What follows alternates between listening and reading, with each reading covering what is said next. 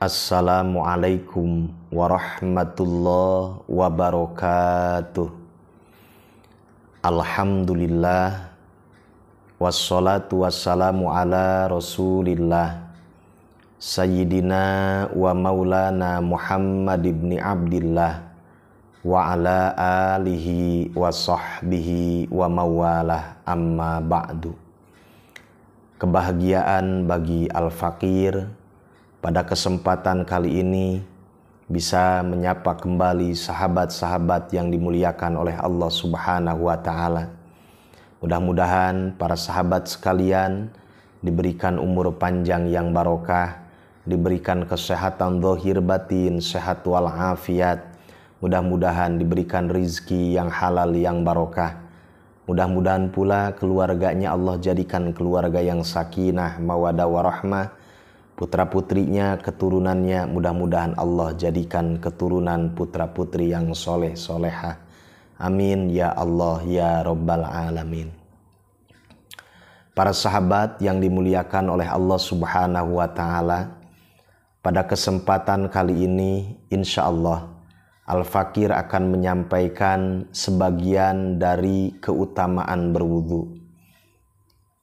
Namun sebelum Al-Fakir melanjutkan, Al-Fakir menyampaikan ribuan terima kasih pada sahabat sekalian yang telah meng-subscribe mengikuti channel ini, dan silakan bagi sahabat yang lain yang belum meng-subscribe channel ini untuk meng-subscribe-nya.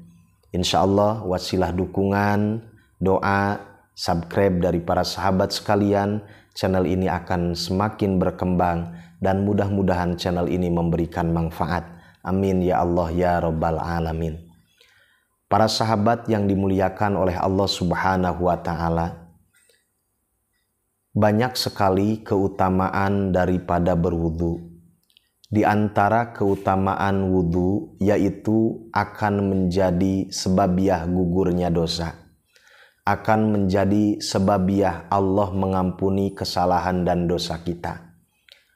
Rasulullah Shallallahu Alaihi Wasallam menyampaikan di dalam hadisnya, hadis riwayat Muslim, man tawaddo'a fa ahsanal wudu'a kharajat khotoyahu min jasadihi hatta takhruja min tahti alfarihi. Kata Rasulullah, barang siapa yang berwudu dan membaguskan terhadap wudunya, menyempurnakan wudunya, maka akan keluar kesalahan-kesalahannya, dosa-dosanya dari jasadnya. Hatta takhruja min tahti alfarihi, sehingga akan keluar dosa-dosanya, kesalahan-kesalahannya dari bawah kuku-kukunya. Para sahabat yang dimuliakan oleh Allah Subhanahu wa Ta'ala, bahkan di dalam hadis yang lain dijelaskan, ketika seseorang berwudu, membaguskan terhadap wudunya, menyempurnakan wudunya, ketika dia berkumur, maka akan jatuh, akan gugur dosa dari mulutnya. Ketika dia membasuh wajah, akan jatuh dosa dari wajahnya dengan jatuhnya, bersamaan jatuhnya air wudu. Ketika membasuh tangan, akan jatuh dosa dari tangannya bersamaan dengan jatuhnya air wudu. Ketika membasuh kaki dan lain sebagainya, dan seterusnya. Para sahabat rahimakumullah, ternyata wudu bukan hanya sekedar menghilangkan hadas kecil, tapi wudu pun akan menggugurkan dosa, akan menghilangkan dosa. Para sahabat rahimakumullah, bahkan di dalam hadis lain dijelaskan, man bata tohiron fi syi'arin tohirin bata ma'hu malakun fi syi'arihi fala yastaiqadu sa'atan minal laili illa qala al malaku Allahumma ighfir li abdika fulanin fa innahu bata tohiron. Ketika seseorang bermalam dalam keadaan suci, bermalam dia dalam keadaan punya wudu, maka Allah akan turunkan satu malaikat yang mana malaikat tersebut akan mendoakan orang tersebut dengan doa Allahumma gfir li abdika fulanin.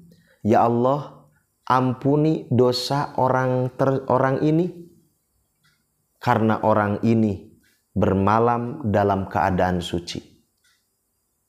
Malaikat makhluk Allah yang suci, makhluk Allah yang tidak punya dosa, doa malaikat sudah pasti akan diijabah oleh Allah Subhanahu wa ta'ala.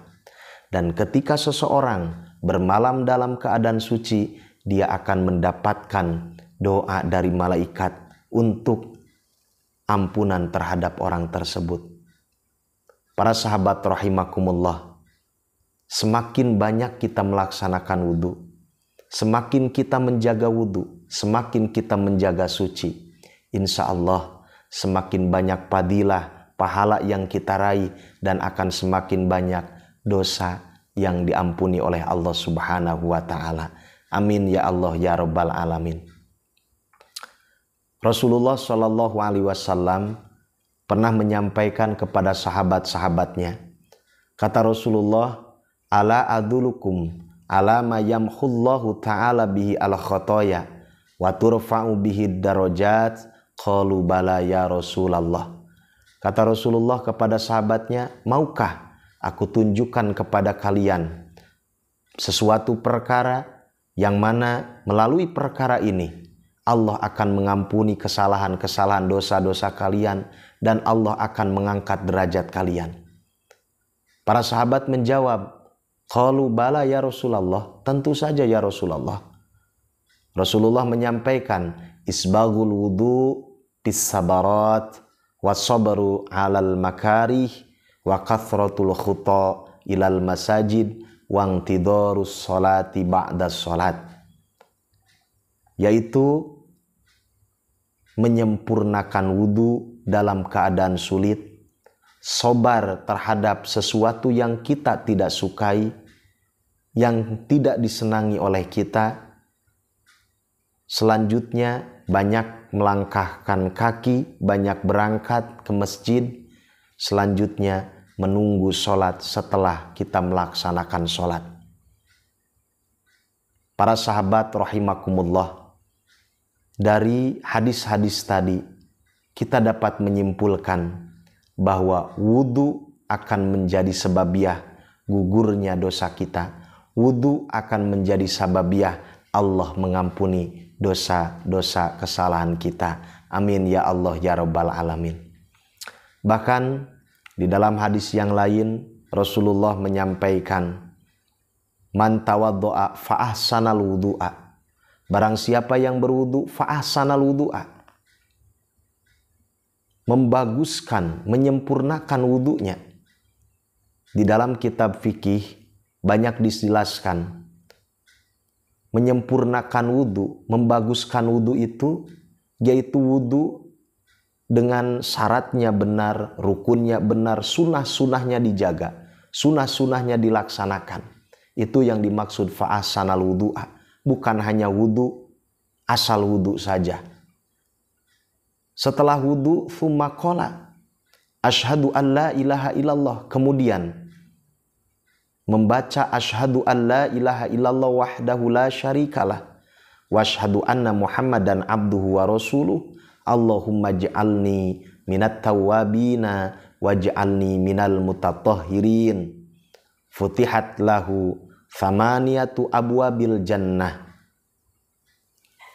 yadkhulu min ayyiha sya'a. Ketika seseorang berwudu, membaguskan wudunya, rukunnya benar, syaratnya benar, sunnah-sunnahnya dilaksanakan, dijaga. Setelah dia wudu, kemudian dia membaca asyhadu alla ilaha illallah wahdahu la syarikalah wa asyhadu anna Muhammadan abduhu wa rasuluh. Allahumma ij'alni minat tawwabina waj'alni minal mutatahhirin. Maka Allah akan membukakan 8 pintu surga dan nanti orang tersebut dipersilahkan masuk ke dalam surga seingin dia melalui pintu yang mana saja. Para sahabat rahimakumullah, dijelaskan di dalam berbagai kitab fikih pelaksanaan membaca syahadat dan doa tadi, yaitu setelah kita melaksanakan wudhu, kalau kita wudhunya ada di dalam WC, ya, yang mana di dalamnya itu ada tempat untuk buang air kecil, buang air besar, maka laksanakannya setelah kita keluar dari WC. Keluar dari WC, kemudian kita menghadap kiblat, mengangkatkan tangan sambil kita membaca asyhadu alla ilaha illallah wahdahu la syarikalah wa asyhadu anna muhammadan abduhu wa rasuluh Allahumma ij'alni minat tawabina waj'alni minal mutatahhirin. Seperti itu para sahabat rahimakumullah. Jadi jangan lupakan setelah kita wudhu membaca kalimah ini. Insya Allah fadilahnya sangat luar biasa. Kecuali kalau kita wudhunya di tempat wudhu, yang khusus itu tempat wudhu, bukan di dalam WC. Setelah wudhu kita bisa langsung madhab kiblat, kemudian kita mengangkatkan tangan dan membaca kalimah-kalimah tadi, membaca syahadat dan doa tadi. Itu para sahabat rahimakumullah, di antara keutamaan-keutamaan wudhu yang sangat luar biasa. Daripada itu para sahabat rahimakumullah, kita disunatkan untuk tajdidul wudhu. Tajdidul wudhu itu memperbaharui wudhu. Imam Nawawi menyampaikan di dalam kitab Majmu', ittafaqa ashabuna ala istihbabi tajdidil wudhu wa huwa ayyakuna ala wudhu'in thumma yatawadda'u min ghairi ayyahditha. Jadi sudah ittifaq disunnahkannya tajdid wudhu, memperbaharui wudhu. Memperbaharui wudhu itu bagaimana? Jadi kita berwudhu setelah kita wudhu dan sebelum kita punya hadas. Nah, kita ambil contoh para sahabat rahimakumullah. Kita misalnya jam 10:30 berwudhu, kemudian kita sholat duha. Nah, sampai zuhur kita belum batal. Nah, berarti kita kan masih punya wudhu, belum batal ya, belum hadas. Kita mau langsung sholat duhur pun gak jadi masalah. Namun kita disunatkan wudhu lagi, itu namanya tajdidul wudhu. Sunat ya, sunat wudhu lagi, itu namanya tajdidul wudhu. Jadi kita berwudhu dalam keadaan kita setelah wudhu dan dalam keadaan kita belum hadas. Nah, ini sunat, namanya memperbaharui wudhu. Para sahabat rahimakumullah, kita misalnya ibu-ibu atau bapak-bapak jam 5 mengadakan pengajian, kita sudah wudhu sebelum berangkat. Nah, datang waktu maghrib, padahal kita belum batal, itu kan ya, kita masih punya wudhu. Nah, kita disunatkan sebelum kita misalnya sholat maghrib, kita wudhu lagi, walaupun kita sudah punya wudhu, belum hadas, itu sunat ya, namanya tajdidul wudhu ya. Kita pun disunatkan para sahabat rahimakumullah menjaga wudhu. Menjaga wudhu itu seperti gini para sahabat. Jadi kita misalnya wudhu itu kan, kita hadas wudhu lagi, kita hadas wudhu lagi. Jadi kita menjaga suci terus seperti itu. Nah, itu pun kita disunatkan. Nah, semakin banyak kita wudhu, semakin kita banyak tajdidul wudhu, insya Allah semakin banyak dosa kita yang berguguran, semakin banyak dosa kita yang diampuni oleh Allah Subhanahu wa ta'ala.